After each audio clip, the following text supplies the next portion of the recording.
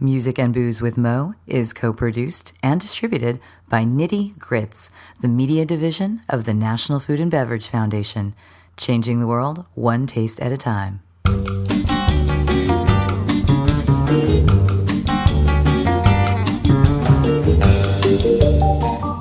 Welcome to Music and Booze with Mo.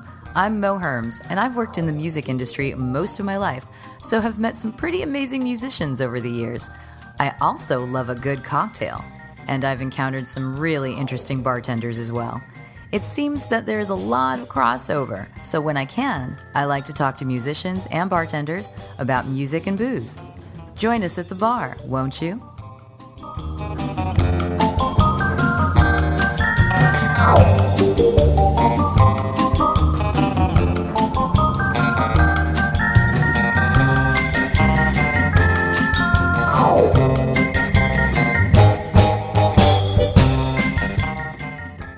Music and Booze with Mo is brought to you by The Mermaid, a cozy neighborhood bar with an aquatic flair in the Little Tokyo area of downtown LA.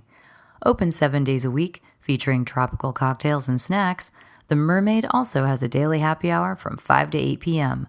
Follow The Mermaid on Instagram at TheMermaidLA to hear about upcoming events and check them out at TheMermaidLA.com. Head to 428 East 2nd Street, Los Angeles, for a drink.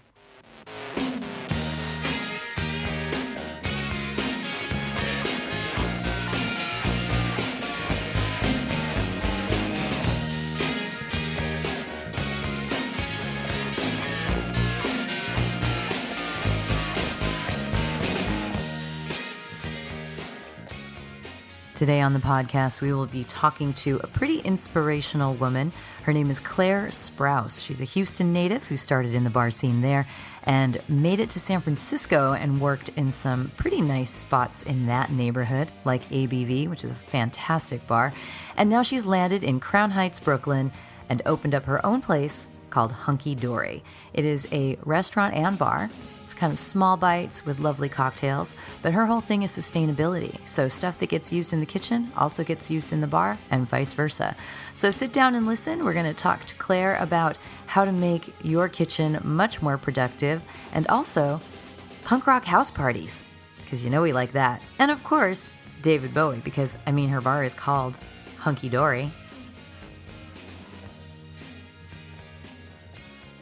Great. My name is Claire Sprouse. We're sitting at my bar in Brooklyn, in Crown Heights, Brooklyn, Hunky Dory. We opened about 2-ish months ago, and we are an all-day space, very much a neighborhood space, because that's like, Crown Heights is such a little community in and of itself, and we open at 8 a.m. and we close at 2 a.m. So we wake up early and we stay up late. You're still serving scrambled eggs right now, right? Yes. If I wanted them when we're done here, I can still get them? You can definitely get them. It's scrambled eggs, but it's also a bar. Hey, we Yes. do have the booze in here, so this is one of these lovely day drinking places, which New York is so good at. LA is terrible at it. And you've bartended in several cities across the country.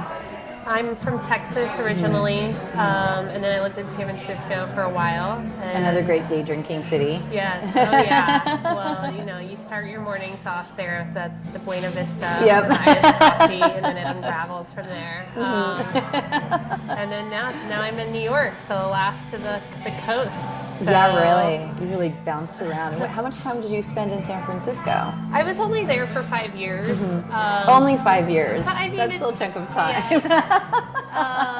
San Francisco is really such a small city, and so I think I got a really great feel for it and got to dig in while I was there, and such a cool food and beverage community, but also because it's so small and tight knit, you really rub elbows with the art scene and music, and so it was just a really great place to live, a very expensive place to live, and to do business. So I ended up making my way east. And is this Did you come here right after San Francisco? I did. Really? Yeah. And is it more expensive in San Francisco right now? It is. I mean, compared to Crown Heights. Crown Heights, yeah. We're not That is in true. the financial district. We're not Yeah, on Wall right. Street. But it is a lot cheaper, and just the cost of doing business too is a little bit cheaper. And Crown Heights is a really great community, and you're on a street that's really been blossoming lately. My brother's lived in this neighborhood for about 8 years now. And I remember a couple years ago, he said, okay, it's starting to happen. I'm like, what? There's an artisanal burger joint up the street from my house. And I was like, hey, look at you. Oh, wow. I mean, you like that, but in moderation. So what made you choose this neighborhood? For so long I would visit New York, and my friend Ivy Mix, she lives around the corner in Crown Heights, and I would always stay with her, and so I got to know this neighborhood really well because of that. And then ended up living here when I moved here, and I worked in Williamsburg, and I definitely did a lot of exploring before opening this place, and I just love that I love that New York's a hub that people visit, and there's like always new and exciting people coming through, but Crown Heights is very neighborhoody, and while we do get some tourism from the Brooklyn Museum and the Prospect Park being right on our doorstep, and as well as just like having other great like bars and restaurants in the neighborhood, it's really just like you get to know all your neighbors here, and I loved having that. Well, for me anyway, opening a bar was more about community. I mean, I wanted to open a place where people could hang out and feel comfortable and have a nice cocktail. They want to have a nice cocktail. And it seems like that's very much your vibe here, especially since you open at 8 a.m. So you just have your regular breakfast crowd and regular lunch crowd. And we do have a lot of offerings. So, I mean, we have people that come in like 2 to 3 times a day. They'll come in for coffee. Yeah. They might stop in for a cocktail later at night. Yeah. They might have friends with them, or they might have they might just have a book with them, and Just want to hang out. Exactly. So what you have, I don't want to say an agenda, but this is your first place that you've opened? It is. It's my first place as an owner. I opened a million places. Oh, yeah. Everybody's like, "Oh, it must be so much. Get so much easier," and I'm like, "No, you just get faster at solving problems, so that you can start dealing with the next one." But you came into this one with very certain things in mind, because you're really putting the sustainability thing into practice here. And I know that's something that in the last couple of years within the spirits industry, wellness and sustainability have been things that have really been discussed a lot, but you're really practicing it here. I'm trying to remember what I read ahead of time. I don't know if it's like some of the things being used in some of the food is also being used in the drinks. So I feel like a lot of people have their focus in sustainability, whether it's like fighting food waste or plastic straws, and which California is now dealing with, finally. And I've always, through my other company, Tin Roof, that I have with my business partner Chad, we've always approached it in like more of a holistic, from a holistic standpoint, and just how can we chip away at these problems that go hand in hand oftentimes. So, we think about our water usage here, try to rethink like single-use culture as far as disposables and things like that. And then we take our sourcing very seriously, whether it's spirits or food or whatever ingredients. And then definitely there's a lot of collaboration with the kitchen, with the coffee station, to be thinking about food waste. And, but it's, we work with our community garden. Oh, that's cool. Yeah, we're always really trying to find new ways to be like live that sustainable mindset. And how is that finding its way into the cocktail menu here? So a lot of when I talk about sustainability, I always say there's like the fun stuff, and then there's like the not fun, the not sexy stuff. Like, let's talk about water and ice machines. Yeah, totally. But a big. Well, I've lived in California my entire life, so I know all about water. Yes. You know, I mean, it's something when I even walk around here and I see a fountain in someone's yard, I'm immediately freaked out by it. Yeah. But it's okay here apparently because there's It's water all the not. time. It's not. I have to think about it on a global Yeah. sense. And whenever I sit there and go, well, they get plenty of rain, but what about these people who don't have any water, or these people? I always think that we're the land of astroturf lawns, you know. Yeah. And people finally came around to it because it was just more sensible, you know. So water. Water is definitely on the forefront. Was on the forefront of my mind when I lived in California, and it feels like less of a problem here, and it is, but it's still, it's a local and global problem, and so. Just because it seems like we're on an island, we're surrounded by water, and we get lots of rain, doesn't necessarily mean that we should take for granted our access to that water. And so we try to practice good habits, which is always like a simple way when people are like, how can I be more sustainable? I'm like, how many times have you walked behind the bar and there's just like a sink running? And I'm like, do you do that at home? Do you brush the teeth with your, we're all taught to brush our teeth with turning the faucet off. And like you leave the bathroom, you turn the light off. And for some reason, when people go to work, sometimes that mentality, those habits all of a sudden go out the door. And it's because you're not paying for it in some way, some mental way. Exactly. And so just starting with really good habits. But then we also chose to do without a traditional cubed ice machine. So we just use a crushed ice machine, kind of like that fun tiki ice. Those are really efficient. And then we use ice molds.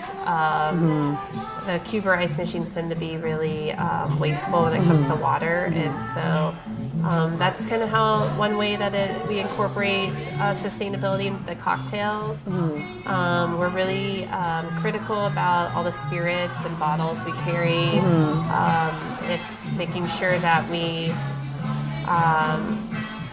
know where our juice is coming from, and I think a lot of people have a very critical eye on like food or even coffee or like their clothes, but they don't think about spirits in that same way. They don't like apply that critical lens on foods and maybe wine and maybe a little bit beer, but they're not like, oh, where is the grains coming from for this to make this gin, or who like is this gin like a woman-owned company, and they just don't think about those things. So we try to build that into. So your back menu. bar is socially minded, then, basically. That's awesome. I would like to think so. As much as it can be, it's also deliciously minded. And then things I just feel passionate about. And then we do a lot of like drinks that I don't want to say that necessarily are like food waste. It's not like lesser ingredients. I had this great quote from a chef once, and he said that food waste were lost flavors and lost opportunities to learn, and so we really try to take that as thinking about using the byproducts from the kitchen or from other drinks to inspire us to be more creative. There would be things that get used in the kitchen that can also be used behind the bar. Oh, definitely, and vice versa. We're always like, what are some fun discoveries that you've made in that area? I mean, like we do like a fennel seed syrup, and we strain off the seeds, obviously, and so those seeds find their way into a dish on the dinner menu. The carrot tops from we do a really seasonal Bloody Mary, so we don't do like canned or out of season tomatoes. Right now we're featuring carrots. Oh wow! And then building from there to have like a very similar flavor profile.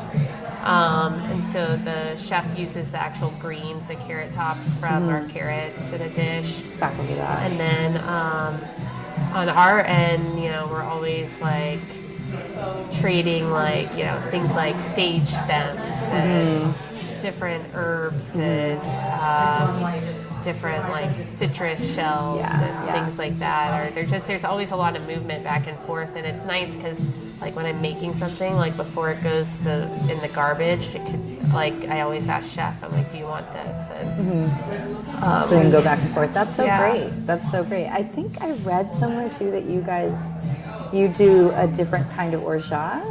Yeah, so that was another thing, and that was very much another like water based decision. So instead of using a traditional almond orgeat,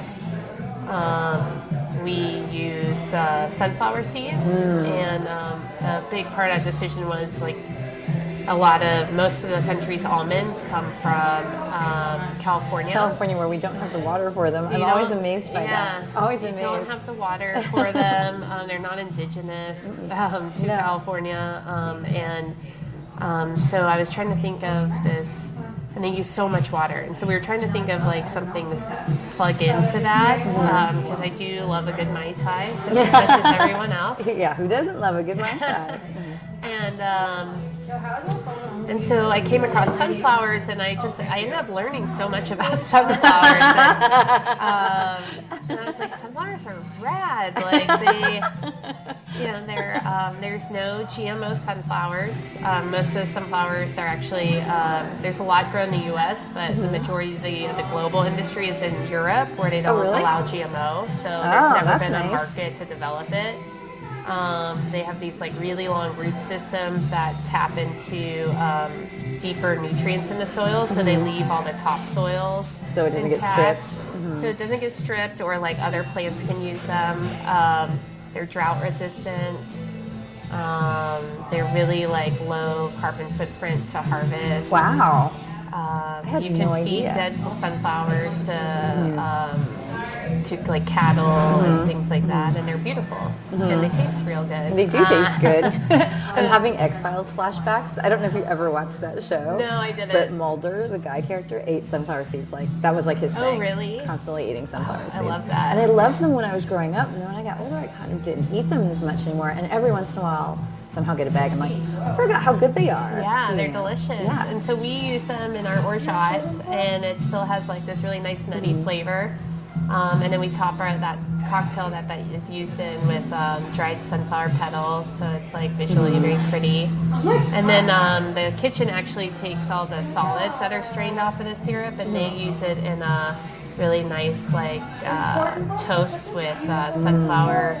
Like a sunflower spread, butter kind of. Yeah, sunflower butter spread with like cinnamon and vanilla. That's amazing. Yeah. So it's completely being used. Yeah. You're using the petals in the drink. Yeah. You're making orgeat. That's wonderful. I love that.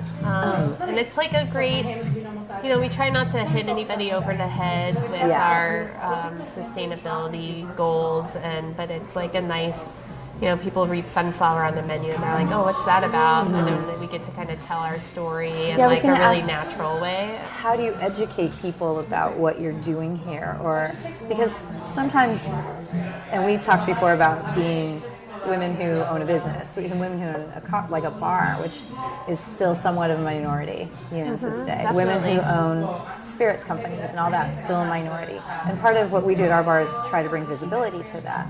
And so what opportunities do you guys have, besides something like this, of course, to bring visibility to that kind of thing? Because little bits, I feel educated from sitting here talking to you about this, and I know when we're done I have a couple more questions to ask you for my bar.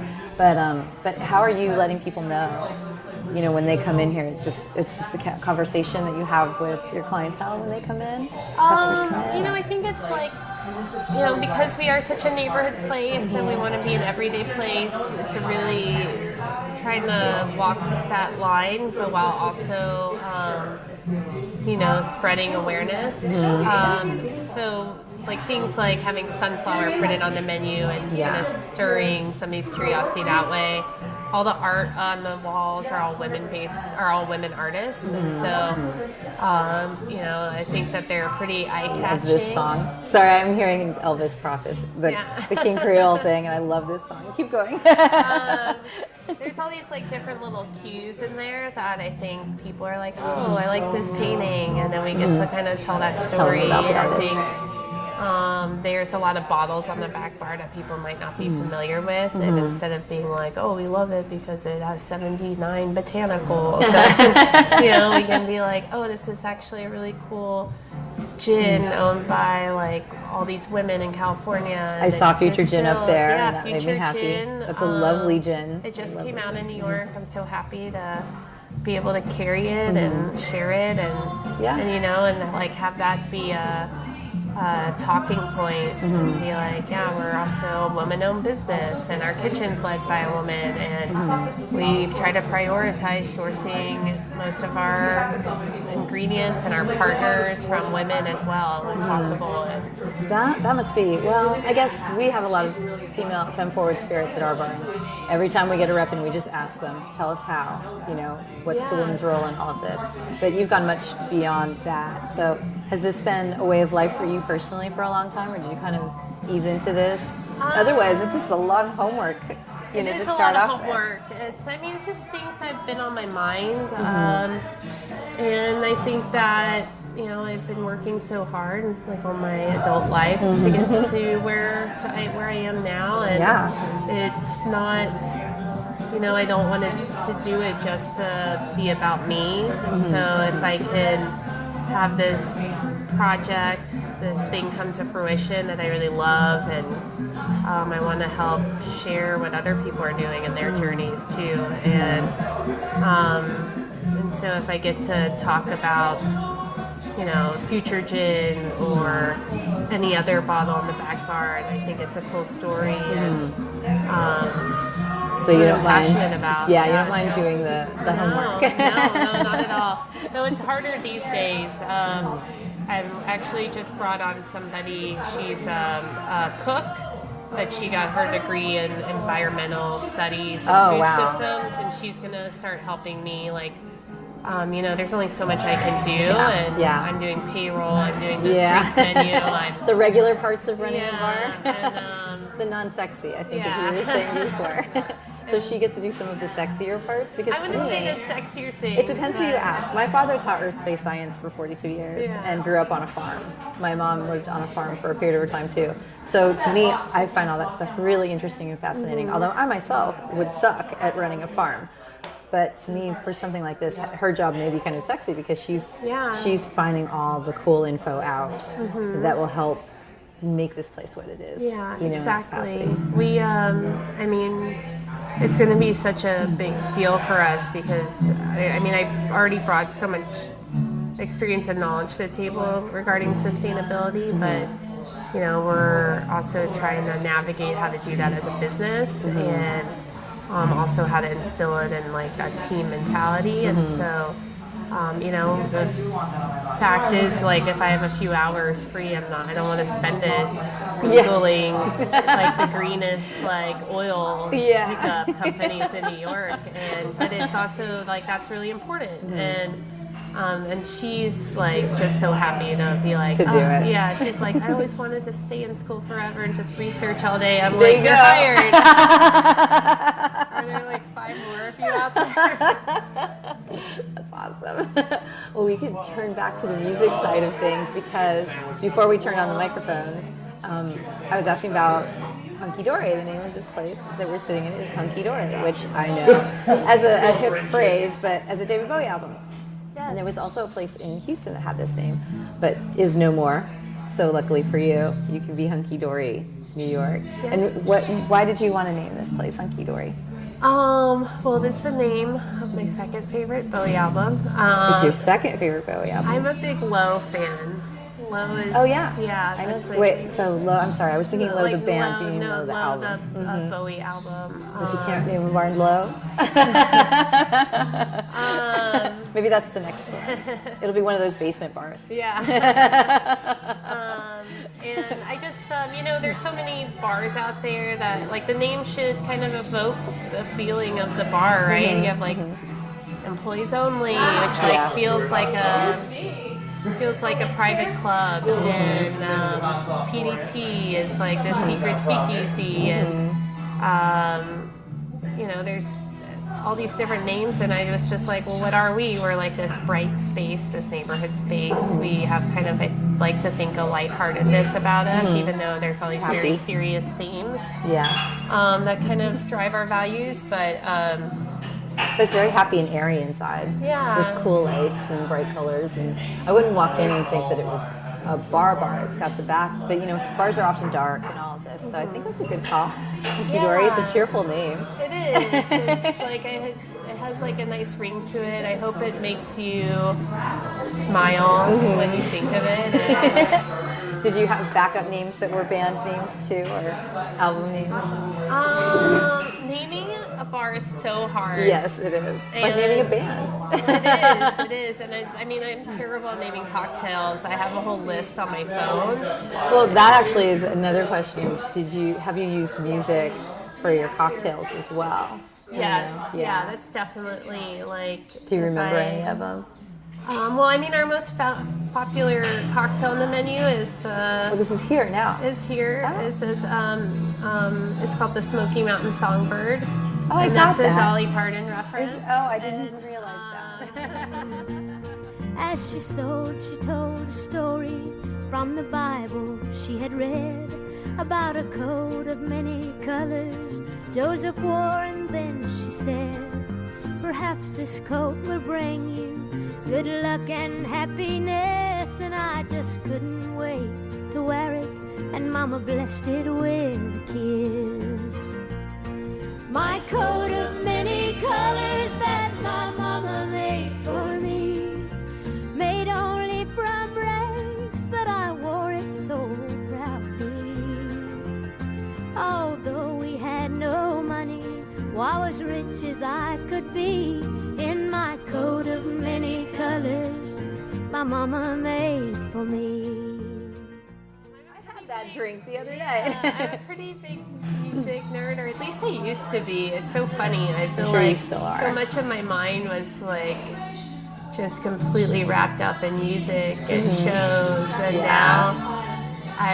now it's wrapped up in other things, and maybe it's mezcal knowledge has pushed some of that off the bookshelf, but there's a lot of names on my list that are like, some are kind of funny, but Song names, I have to know. I have a drink going on the menu next week called This Ain't No Disco, which is the first line of that Sheryl Crow song, and I just think it's really funny, and also I love that song. And then there's I'm just trying to. Did you have any like before you came here? Because you've been in other cities bartending. When did you first start bartending? In Houston. Yeah. And what was the bar you were at there? Do I know it? Is it gone?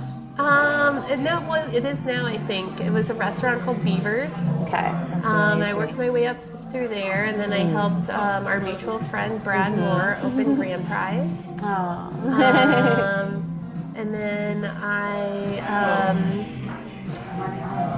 ended up moving to San Francisco and worked at several bars there. But Houston was great because it's another really cool scene, but it's that's where I grew up, and I really wanted to see the world a little bit more. See the world, kind of experience like different other people's like. When did you get to start creating your own drinks? Finally, and actually even in Houston, still? Yeah, it was a really quick jump for me from going from like a server who had a cocktail, and then I bar backed and bartended, and I eventually became the bar manager at that restaurant, and so really worked my way up, and then excelled, I suppose, at making cocktails. Yeah. So it was just a natural fit for you. Yeah. So you've had the responsibility of naming cocktails for quite some time then. I have. It's so hard. And if you're a music nerd, I mean, I have other friends who are music nerds as well who do this, and inevitably that's just what they rely upon. And I'll say, well, what does this song title have to do with this drink? Oh, nothing. I was just listening to it a lot when I was coming up with that drink. Oh. And I'm like, okay, well, that works too, I guess. But, sometimes I want to see a tie in there. I get too deep into it, I think, sometimes. You nerd out too hard. Yeah. Well, what was some of your favorite music when you were growing up then? If you've always been, because I've always been a music nerd. Yeah. And you were going to shows, and you were in Houston, I think, when I talked to Yael, and she was there, she's like, oh, I was a total goth screwhead.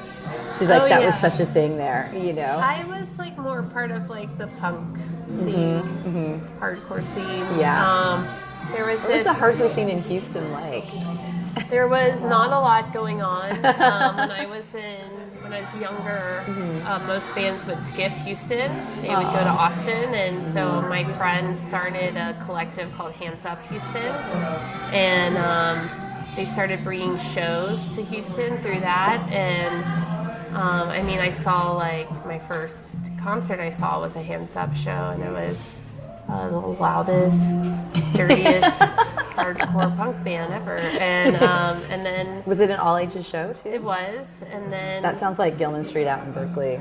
When they started, they were a collective that was all ages, but nothing on a major label. You lived in the Bay Area, so you're already familiar with Gilman, I'm sure. Yeah, very similar. And then they started getting bigger bands, and and then bands came, and your rock and roll life was finally realized. Now that my brother's 10 years younger than me, and he's like, oh, have you ever heard this band? I'm like, oh, actually I saw them in this closet. And he always thinks I'm trying to upstage him, but I'm not. I'm just old. What were some memorable ones for you? We used to have shows in our house. Oh, really? All the time, and it was punk rock stuff? Yeah, pretty loud. How did your house survive? I don't know. Would you ever want to have a music venue? Would you ever want to have music in your spaces? No, I think that's too much of a handful. That's a lot of work. It is a lot of work. And I have too much I always feel I have too much empathy for touring bands. I'm like, oh no, let's feed you and get you I used drunk. To feed bands. Oh, you didn't make any money? Here, have my money. My roommate and I, our first 2 years of college, used to bring bands back from the Berkeley Square to our house after a show and make them breakfast. It would be 1 or 2 in the morning. We'd make them scrambled eggs, and people were just like, oh, you brought the band home? We're all, well, we just wanted to make them food because they were always so sick of each other and of eating at Waffle Houses. Totally, and gas stations and everything. Yes. So I'd make them hash browns and scrambled eggs. And they loved it. I mean, even though you can still get that at Waffle House, but it was different, so it's fun to do that. So I feel you on that. Yeah, I think that, I love going out to eat. I love going out to drink. But I don't know if I'd ever want those two parts of my life to cross over that much. So when you guys had bands at your house, what was that all about? That would be, it was crazy. We have footprints on the ceilings. It would be nuts. I guess you didn't get the deposit back, huh? No, I never got it. When people talk about getting their deposits back, I'm like, I've never once gotten a deposit back. I'm not crashing places. I'm just. What was one of the most memorable shows you had there? Do you remember? We had a couple of the guys, or one of the guys, and this is so silly that I can't even remember. I want to say it was one of the guys, or it was the guys from Lightning Bolt played in our living room, and people still talk about that show. Just because feet on the ceiling? Yeah. Just you lived at that house where it was So when I moved back to Berkeley in 2011, I bought a girlfriend's house. It was kind of the whole reason why I went back up there. And her house was the music house.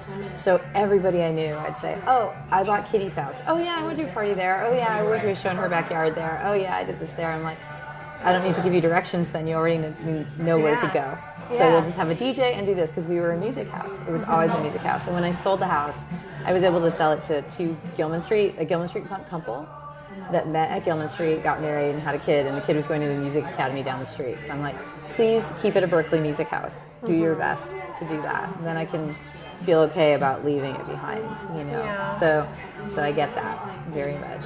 I think I have like all my houses I lived in Houston. I think almost all of them have been torn down. Really? Now, which is really sad. But and The memories live on. Yeah, that's the one.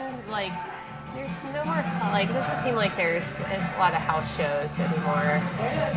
The house shows I know about tend to be like kind of more folksy or something. Yeah. Or sometimes people have like an indie band play in a backyard or something like that. Like, are you familiar with the band Local Natives? I don't know anything about new music. They're an anymore. LA band. They've been around for like 10 years or so. Okay. But they Sounds familiar. they tried to keep that aesthetic. When they released their second album, they played like in a parking lot, like a back parking lot of some beauty salon or something. And I think they just did some secret show. But they're fans of doing that sort of thing. You know, when they first put out their record, they want to have a party first. Right. And kind of play for people that way. Yeah. So it's out there. Just have to start digging around to find it. So what's your favorite David Bowie song on the Hunky Dory album? Nobody's ever asked me that. If you named this, I mean, I actually was looking. I'm like, ooh, I love that song, and I love that song. Ooh, I love that song too. It's a tough call. There's a lot going on.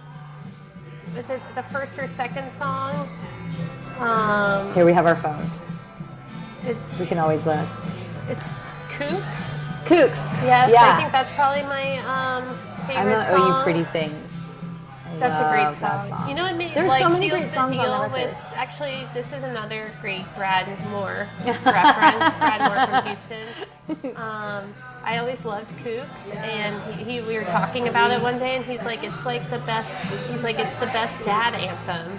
It's a total dad anthem. And, Yeah, it absolutely. I and mean, it 'cause I just, think he like- wrote it for his son. Yeah, right? and I never realized it. I never thought about it, and I was like, that makes that song so much sweeter. It's so sweet. And, Yeah, like, it's so sweet because he's basically telling them like, I know we're weirdos, and I'm never going to be able to like fight anybody's dad for you. So just learn how to deal with yourself because we're just not like them.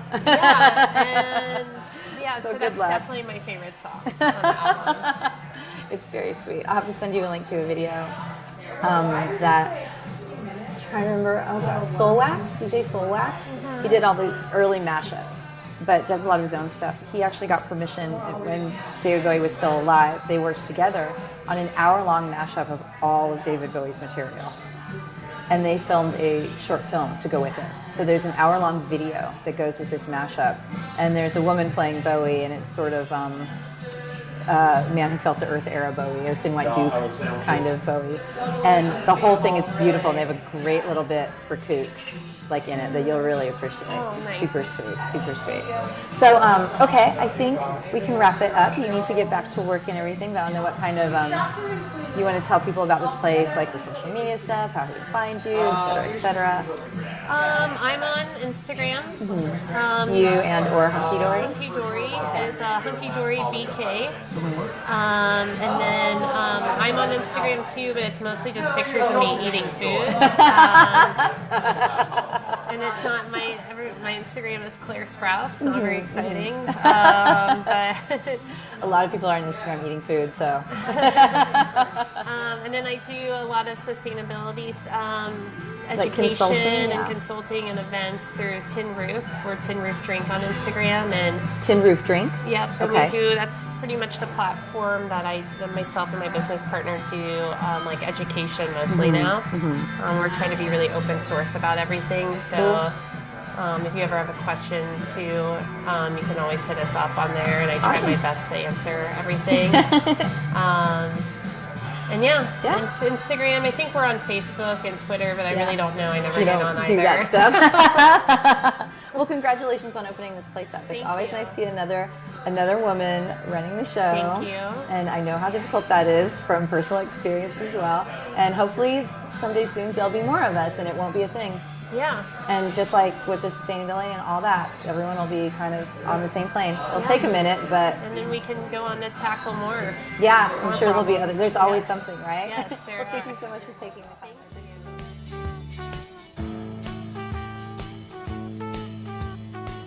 And if you ever have to go to school, remember how they messed up this old fool. Don't pick fights with the bullies or the cats, 'cause I'm not much cop at punching other people's dads. And if the homework brings you down, then we'll throw it on the fire and take the car downtown. A big thank you to Claire for sitting down with me, taking time out of her busy day. When I was last in Brooklyn a few months back, her Hunky Dory was brand spanking new when I got there. So now she's been around for just over a half a year and is doing well. If you're ever in the Crown Heights neighborhood, go stop by. And also, I always take lessons from the people that I talk to. So I've figured out some ways to make better use of my own waste. Just little things here and there that help out in the long run. So thanks so much to Claire for sitting down with us today. Music and Booze with Mo is brought to you by Barkeeper, a head shop for cocktail lovers, located at 614 North Hoover Street in Silver Lake, Los Angeles. Stop by for barware, vintage glassware, a carefully curated collection of spirits, and one of the most impressive selections of bitters anywhere. Follow them on Instagram and Facebook for information regarding spirits tastings. That's barkeepersilverlake.com, and also in the Virgil Village neighborhood of Silver Lake, Los Angeles. Thanks for tuning in to our barroom chats on Music and Booze with Mo. For more info about today's guests and our Spotify playlist, check out my Facebook page, Mo Herms. Please subscribe to the podcast and feel free to tell all your friends about it. Lower your expectations and join us at the bar. Till next time, cheers.